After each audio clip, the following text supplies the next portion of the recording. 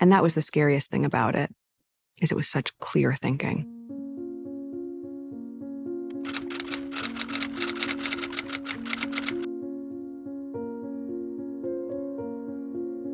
By some miracle from the heavens, I'm still alive and somewhat functioning. Episode 4 was the first episode where I couldn't do it in one chunk, in one hit. It was so difficult to sit through this propaganda. In this instance, the episode opens up with a high-ranking member of staff in the palace who told Meghan, it's like this fish is like swimming perfectly. And one day this little organism comes in and the entire thing goes, what is that?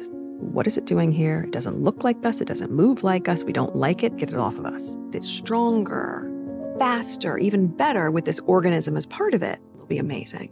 I mean, that self-praise. I don't know how anyone can sit there and talk about themselves in that manner unless they're a narcissist. She really lets us into her psyche with that statement. She really truly believed that she, a D-list actress who never actually made it, no one ever knew who she was, including her husband, Prince Harry. She seriously thought that she was something amazing, that the monarchy was lucky to have her, and not the other way around. This reminds me of that painfully inserted, contrived comment she made on her podcast, where she says the whole world was saying I was the lucky girl and I bagged the prince when my husband...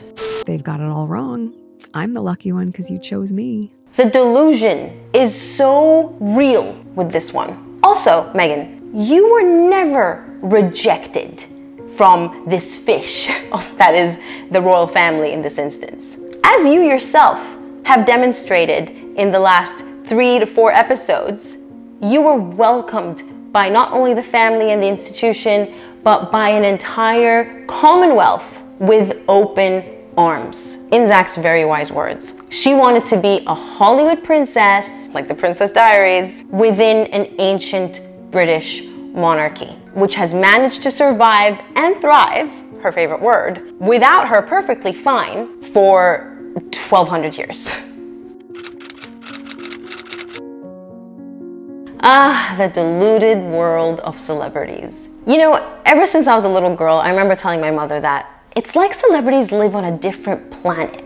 And the commentary served by the people that she has cherry-picked to be interviewed and to offer their valuable, non-biased, completely objective insights really confirms the notion that little me had. They stick with the narrative that the wedding was more for the public. Diana's boy. There was an expectation to have a public wedding. We didn't want to spend 32 million pounds on a wedding. Are you insane? We didn't want to invite 200 celebrities and not invite any of Meghan's family from either side apart from her mother. We didn't want custom dresses and veils and receptions and glitz and glamour. That was all for you. I don't know how they keep a straight face, and it's insulting, quite frankly. If I could summarize this entire reality show right now, it's insulting to all of our intelligence. Oh, and another word, of course, contradictory. I think everyone was like, yeah, gospel choir, wow, what a wonderful idea, that's great. And again, more help from my dad on that one. Said that they could just take the best people from certain gospel choirs and put them together. And that's how Kingdom Choir came to be, and they're great. Because that's what a racist family does. They're so preoccupied with presenting their love story as the best love story there ever was. And this is actually a good place for me to insert this point because I forgot to do it last episode for episode 3, where Harry makes this disgusting comment that theirs is the only true love story and that he's his mother's son, so he married for love, unlike everyone else he implied, including his brother William, which means that he called William and Catherine's marriage a marriage of convenience. Catherine was just right for the job. It wasn't a 10-year love story. And this coming from Harry, the man who basically was third-wheeling William and Catherine the entire time they were together, but specifically after they were married. And they were so happy to have him come along. It's sickening. Oh, and of course they just had to twist the knife into Thomas Markle's heart even further, even deeper, because everything that they have done to him over the course of the past 4 to 5 years wasn't enough.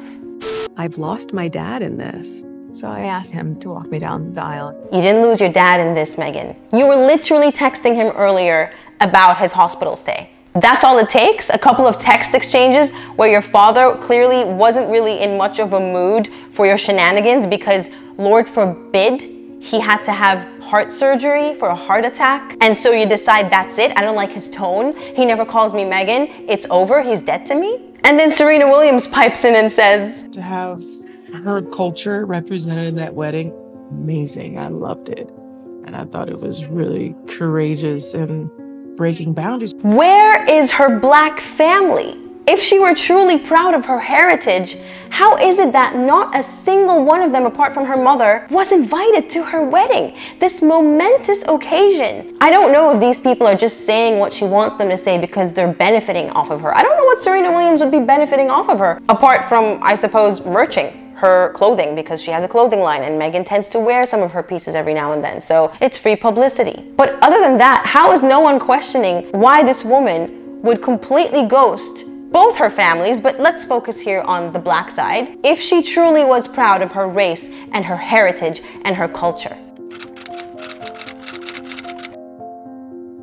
There is this infuriating theme of Meghan being the very first woman of color to marry into royalty, specifically royalty in the Western world. I'm sure you've heard people bring this particular princess up before, but we have Princess Angela of Liechtenstein, who married her prince in New York back in 2000. And if her dress looks familiar, we all know how fond Meghan is of a little copying here and there. We also have other Black women who married into British aristocracy. And at least one of them has been quite vocal against Meghan Markle ever since Megxit, basically calling her a quitter. So can we please stop the narrative of, oh my God, what a momentous occasion. This woman of color who barely looks like she's got a drop of caramel in her. She has passed as a white woman, including on her license and her CV apparently, for her entire life before meeting Prince Harry and, you know, being biracial became a weapon she could wield in her favor, or so she thought. Because if you ask me, all of this is backfiring dismally. And just when you think they couldn't possibly pull out more things to be ridiculous and petty about, they complain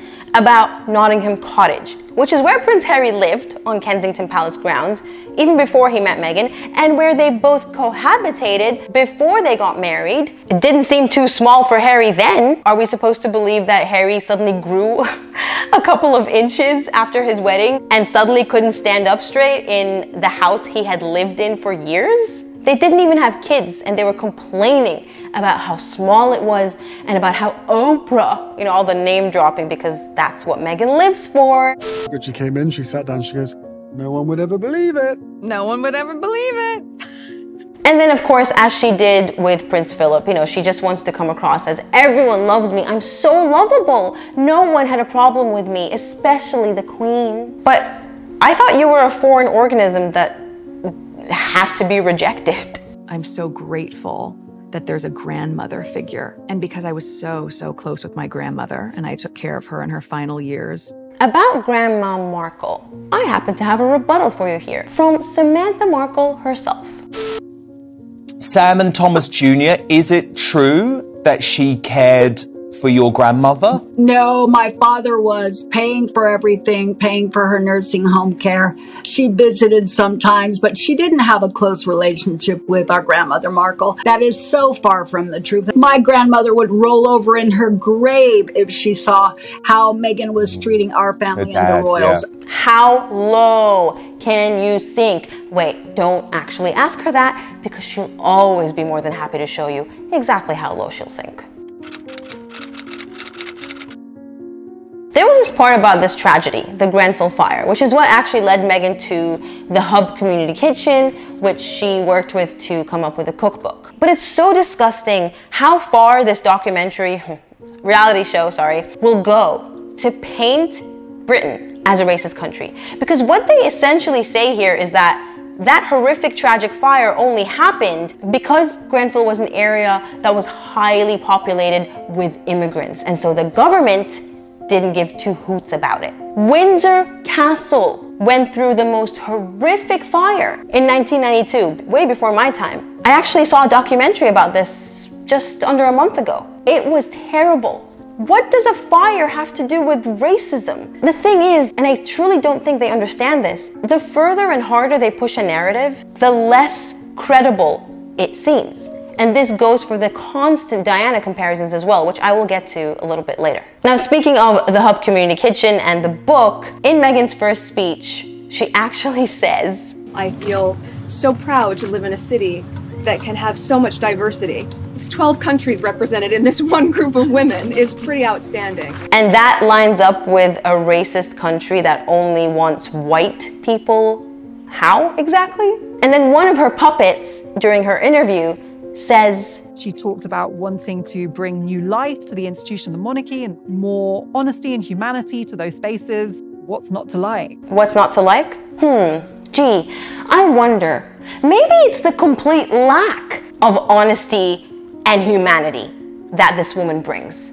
Quite the opposite, in fact. I would say that's more than enough to dislike. How much is she paying these people? Seriously. Gosh.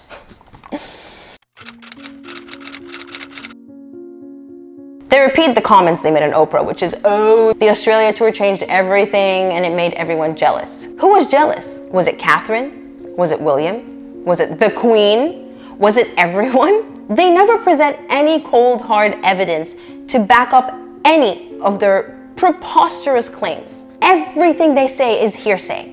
And in a court of law, it would be entirely inadmissible. This entire house of cards would come toppling down within the first half hour, I would say, of cross-examination. But they both give us an insight into why or how everything changed after the Australia tour. Now, they say that everything changed because they saw Meghan work her magic and they became threatened and jealous. But if you read between the lines, what they're really saying here is they both got a god complex. And I think that's what changed. Harry, with his relentless insults, is being a very good puppet because he flat out says, The issue is when someone who's marrying in, who should be a supporting act, is then stealing the limelight or is doing the job better than the person who was born to do this. It seems Harry's role in this documentary is to say things on behalf of Meghan so that the fire, the heat can be diverted to him and not to her. So members of the royal family, make sure you take notes. Make sure you take notes whenever Meghan goes on tour.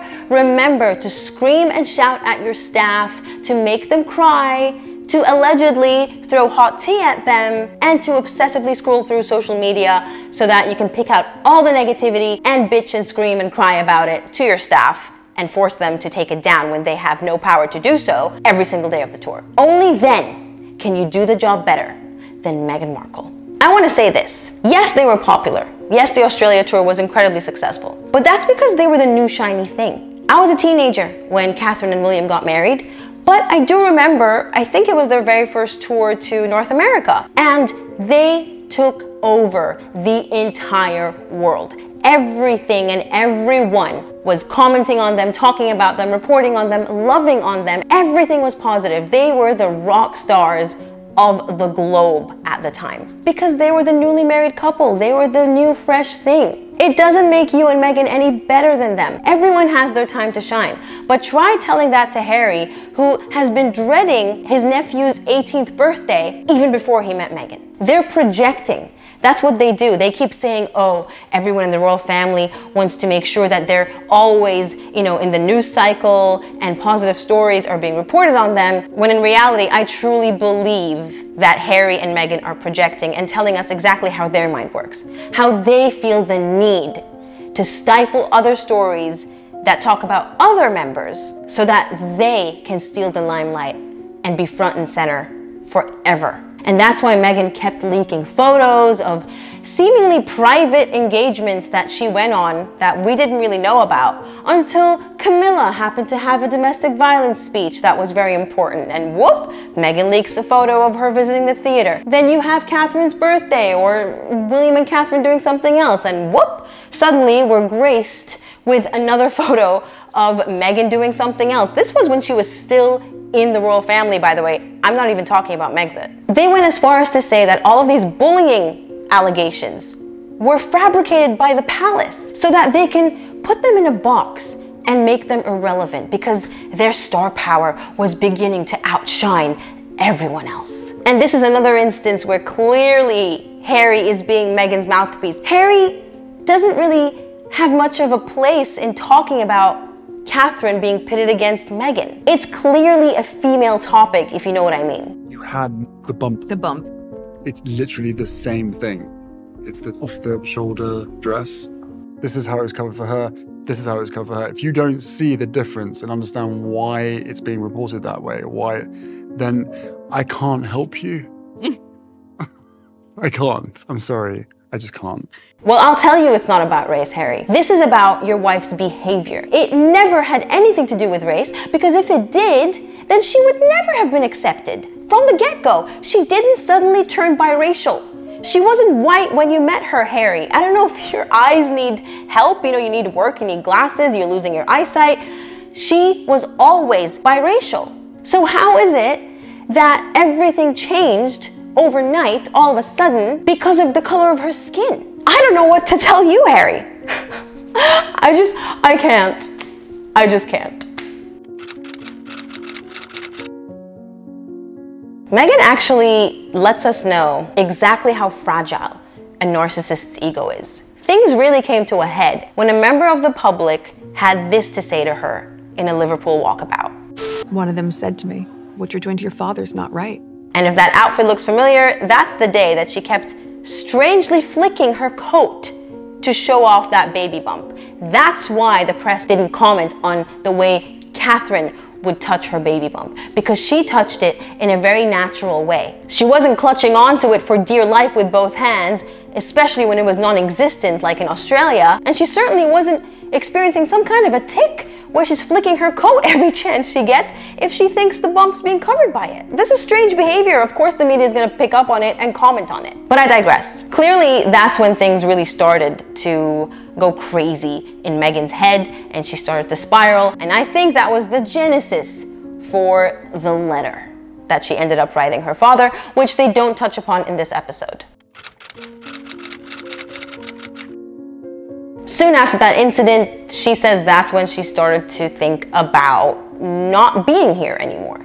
All of this will stop if I'm not here. And that was the scariest thing about it, is it was such clear thinking. Which is something she said, of course, in the Oprah interview, and she repeated that entire narrative. Nothing's changed. Harry, again, takes the blame, much like he took the blame for, her father no longer being her father, which is classic for victims of narcissists, although I can hardly call him a victim at this point. He's pretty much on par with her, brainwashed or not. And then there's Doria, who really reminded me of Amber Heard as well, where she pretended she was crying, but there wasn't a single tear. Or maybe I just couldn't see it. Her eyes weren't red, her lips and nose weren't quivering, her brow wasn't furrowed. There was none of those telltale natural signs of a human being in distress and crying. It was all contrived, and I felt nothing as I watched her put on that act. And it's these telltale signs, these hints, the lack of emotion from her own mother, the lack of emotion from her as well as she retells the tale. Narcissists value themselves far too much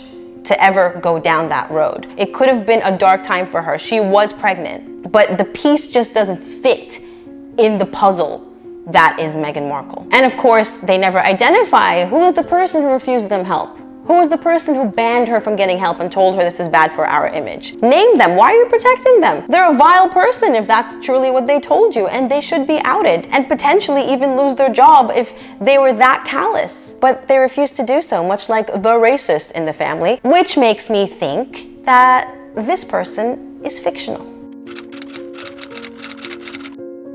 They complained about offering their child up on a silver platter when that is exactly what they are doing in this docuseries. Did you ask Archie and Lilibet for their consent? Are they okay with their image being shown for billions across the globe to see pretty much forever? Did you even think about what they might say once they get older and can form their own opinions on this matter? It's as bad as those YouTube family channels that shove the camera in their children's faces just to make a quick buck. Children should not be monetized. So it is very disturbing to see how much they feature in this docuseries. They weren't keeping them from the world to protect them. They were keeping them because the cameras were following them around everywhere, because they wanted to maintain that exclusivity so that people would be hungry for pictures and footage of the children when the Netflix show eventually airs.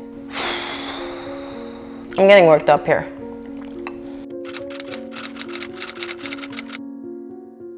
So that South Africa interview that pretty much heralded the beginning of the war between the Sussexes and the royal family was apparently something that just naturally happened. It wasn't planned. I didn't know what he was going to ask me. I guess I just never thought they'd even use it in the documentary. They were just having an impromptu interview with Tom, who just happened to be standing there with their camera and a microphone, waiting for them to show up. What a happy coincidence. You shouldn't need the world to tell you that what you did was tone deaf and inappropriate. But then they have the audacity to hit back at all of that criticism, which in my opinion is very valid, because you're there to do a job, Meghan and Harry. You're on a royal tour. When we're at work, the rest of us, we don't walk around moaning that nobody asks us if we're okay and how we're doing, even though we're actually working incredibly hard.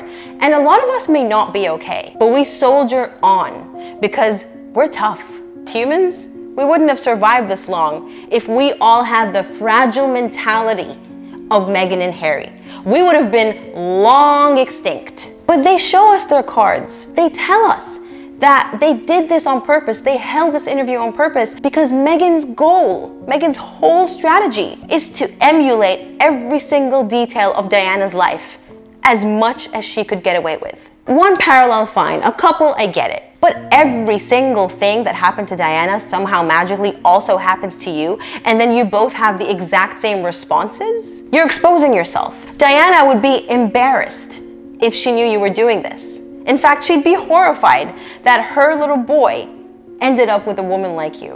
And the crazy thing is, Harry is so blind. He can't see that his wife is literally modeling her entire existence after his dead mother. But so far, he's in on it. He's the one making all the comparisons on this series, even though we all know it's Meghan feeding him all of this. But he's the one voicing it. He's her mouthpiece. Because if it comes from her son, people will think it's more credible. But we all have to remember that he was only 12 when she passed away, and he himself admitted that he barely remembers her. He doesn't really have any early or childhood memories of his mother. So how does he know what kind of a person she was? People who actually knew her talk about her in a way that portrays her in a very different light to what Harry believes.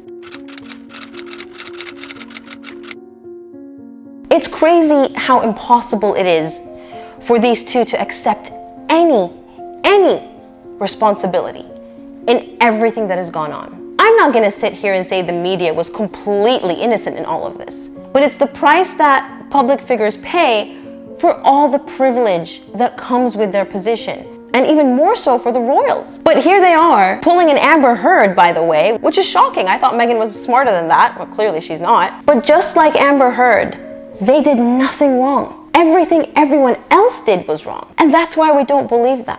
Harry is well and truly whipped.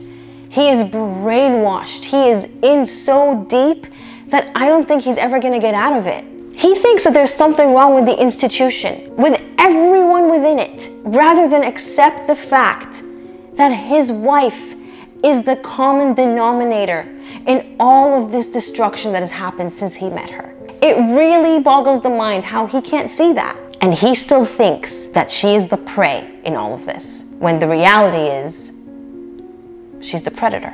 I just want to get the next 2 episodes done with, you know, like a Band-Aid. I just want to rip it off, get it over with, because it is so uncomfortable and so difficult to sit through lies. It really is. It reminds me of being in court when you know that a defendant or a witness or even a plaintiff is lying through their teeth, and it makes you sick that they can so callously lie like that out in the open under penalty of perjury in the case of a court of law, which, by the way, Meghan Markle pretty much did. Now, she never admitted to it, but she did mislead the court about not collaborating with Omid Scobie. So she falls into this category of people who make me sick when I'm in a courtroom. This is why I'm doing a Master's of Science degree, because I would rather deal with numbers than people.